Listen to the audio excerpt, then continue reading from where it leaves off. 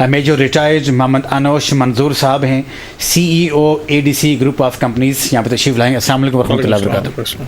मज़ाज गिरामी और हमारे साथ मेजर मोहम्मद अनोश मंजूर साहब। कल जो वहाँ पे बजट पेश किया गया हमारे वज़ीर ख़जाना साहब की तरफ से, तो मुझको ऐसा लग रहा था, सिनेरियो ये था कि भाई ये सारे के सारे जो बजट उन्होंने पेश किया है, ये सारे फंड्स हमारे अपने पास हैं, हमारे ख़जाने में जमा हैं। और एंड के पर उन्होंने कहा कि हमारे डील हुई है जो हमारे दोस्त ममालिक हैं और IMF सी, उनके साथ हमारे डीलिंग के बाद फिर हम यहाँ पे इम्प्लीमेंट करेंगे। क्या जब ये गवर्नमेंट जाएगी, एक इलेक्शन भी नियर हैं और इलेक्शन के लिए भी अच्छा खासा फंड उन लोगों ने यहाँ पे भी मुख्तस किया है, और मैं ये समझता हूँ कि क्या एक नया बजट इसके अलावा और बजट भी आएगा, क्योंकि ये तो बेस करता है आपके IMF के ऊपर। क्या कहेंगे इसके बारे में? अच्छा, अस्सलाम वालेकुम, बिस्मिल्लाहिर्रहमानिर्रहीम। अच्छा, सबसे पहले मैं आपको ये बता दूं कि पाकिस्तान जो है ना वो एक गरीब मुल्क है। गरीब मुल्क क्यों है? क्योंकि पाकिस्तान वो प्रोडक्टिविटी पैदा नहीं कर सकता जो उसको चाहिए, या मैं इस तरह कह लूँ कि जो बाहर के कंट्रीज़ जो प्रोडक्टिविटी जितने अरसे में पैदा कर सकते हैं, पाकिस्तान उस अरसे में वो पैदा नहीं कर सकता। तो पाकिस्तान बेसिकली गरीब मुल्क है।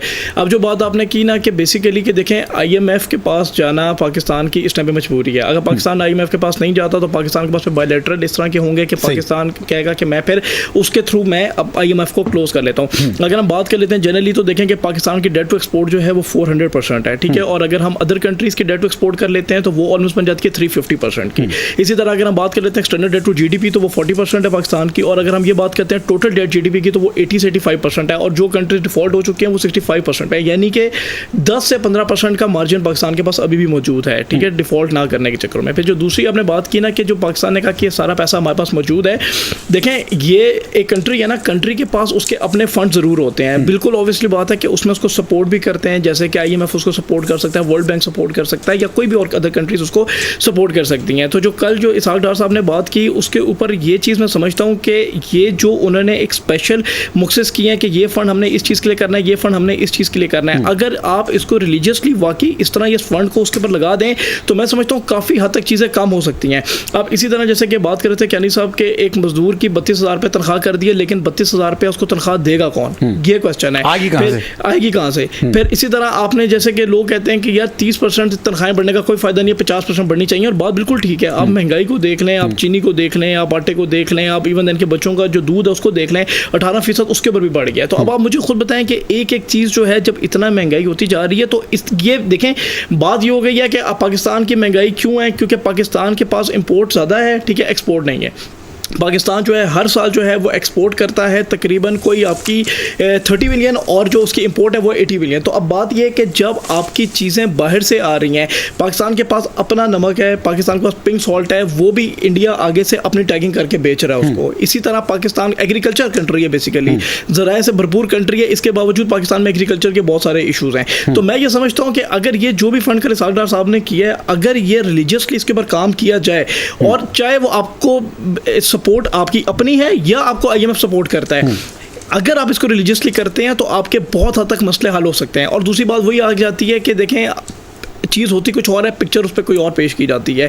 आप मुल्क के हालात ऑलरेडी ख़राब हैं और आप उसमें ये शो करते हैं कि इतने पैसे हमने इस काम के लिए कर दिए, इतने पैसे इस काम के लिए कर दिए। कागज़ों में तो हर चीज़ ओके है, क्या वो चीज़ ऑन ग्राउंड भी मौजूद है? ये क्वेश्चन बहुत इंपॉर्टेंट है कि आपने इतना फ़ंड तो दे दिया, लेकिन क्या ऑन ग्राउंड आपको लगता है कि ये जो आपने बताई हैं चीज़ें, इससे कुछ हालात बेहतर हो जाएंगे कि नहीं हो जाएंगे? इस चीज़ को देखना बहुत इंपॉर्टेंट है।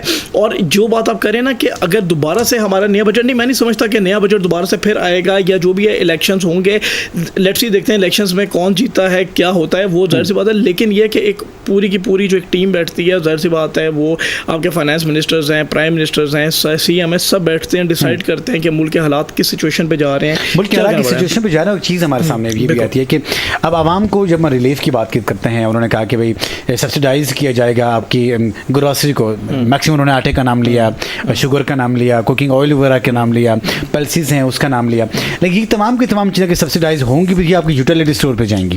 अब अगर यूटिलिटी स्टोर की अगर यहाँ पे हालत देखें, मैं हमारे इस सराउंडिंग में ही है, तो वहाँ पे इतनी लंबी लंबी लाइन लगी होती हैं। अब एक आदमी के पास वो चाहे यूटिलिटी स्टोर के बाहर लाइन में खड़ा रहे या मेहनत करके वो कुछ और चीज़ें मिले, क्या कहेंगे इसके बारे में कि जो सब्सिडाइज जो तमाम चीज़ें होंगी, तो इसके एक आम आदमी को भी इसका कुछ रिलीफ मिलेगा, या जो पाकिस्तान के बाकी जो शहरी उनको मिलेगा, या जो सिर्फ यूटिलिटी स्टोर की हद तक ही रहेगा? क्या कहेंगे?